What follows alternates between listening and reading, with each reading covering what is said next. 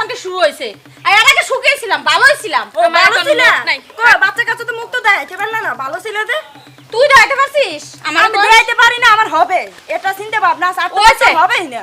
ওইছে দেখা আছে বান্দির মতো হারা দিন কাম করে, তোমরা দুইজনে আরামে খালি ঘুমাও আর খাও। তুমি কাম করো না, আমি কাম করি না, রান্না বান্না সব কাজ তো আমারই করতে হয়। আর ওই যে আরেকজন আছে বাচ্চা একটা আছে, সারাদিন ও পিছই দৌড়ায়। ওইছে যাও কাম করো গা, আমি আমার কাম করি গা। দুইজনে যা যা কি মেরে মন হয় জানে আমি এই ঘরে কিছু না।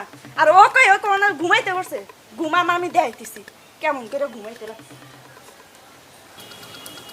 চেয়ারম্যান সাহেব, এবার এই যে নির্বাচন আপনার ওনে ফোন দেওয়ার লিগে এই যে নাম্বার বাইর করছি, আর আপনি আইয়া হাজির।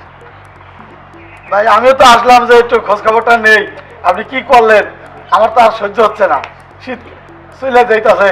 আরে শীত বাড়তে সব রেডি, দেন না পাঞ্জাবি টাঞ্জাবি গায়ে দিয়ে সকালে একটু মুড়ি বাতাসা খাইলাম, পান একটু চিবাইতেছি, ভাবলাম যে বাইরে ফোন দেই, আইলেই পরে চলে যাই। কি রে ভাবি না? আরে আয়ো বাতি আসতে হলো, ঋণের টাকাগুলো যে নেওয়া হলো, এই টাকা তো দেওয়া হলো না, তার কারণটা কি? আমাকে আশা লাগলো কি কারণে? মহাজন সাহেব, আমি যে জালটা কিনছিলাম আমার জাল ছিঁড়ে শেষ হয়ে গেছে। আর এই যে পানি দেখতেছেন, এই পানির ভিতর শুধু পানি, মাছ নাই। মাছ মারতে গেলে মাছ পাই না। জাল ছিড়ুক আর যাই করুক এটা আমার দেখার ব্যাপার না, ঋণের টাকা দিয়েছি, ঋণের টাকা শোধ করতে হবে, বুঝতে পারছি? না মহাজন সাহেব, তা তো বুঝতে পারছি, কিন্তু কি করব কোন? আমি তো মাছ না মারতে পারলে আমি টাকা দিব কোথায়? আমি তো অন্য কোনো কাজ কাম পারি না। সেটা আমার দেখার ব্যাপার না, ঋণ দিছি না, ঋণের টাকা শোধ করতে হবে, না হলে সব জাল টাল নিয়ে একবারে চলে যাবো, তারপরে কিভাবে কাজকর্ম করে খাওয়া হয় তাই দেখবো। মহাজন সাহেব এই কাজটা করেন না, তাহলে আমরা একবারে পথে পড়ে যাবো। না না হচ্ছে আজকে বাইরে গিয়ে আজকে বাংলা ভাষা শিখাইতাম।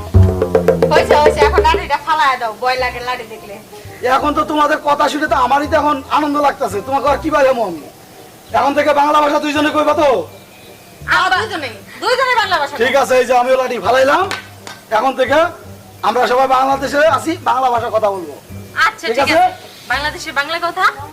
তুমি দেখো তোমার মতে তোমার ভাই থাকে বিভিন্ন জায়গায় ঘুরতেছে, না এইসব নিয়ে আমি খুব যন্ত্রণায় আছি, আমি কি যে করব আমি নিজেও ঠিক মতো বলতে পারতাছি না।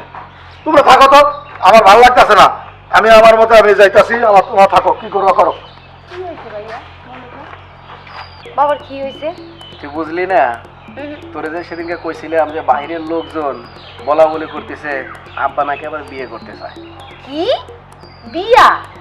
তাহলে চিন্তা করে দেখ, আমি তারে বলতেছি আপনি 5 ওয়াক্ত নামাজ কালাম পড়বেন, আপনি প্রয়োজনে জামাতে যান, চিল্লাতে যান, হ্যাঁ আপনার এটা ভালো থাকবে, অথচ না, সে বিয়ে করবে, বিভিন্ন লোকের কাছে কয়ে বেড়াইতেছে। पापा जी तो नहीं आ रही है, अभी आ जाएगा।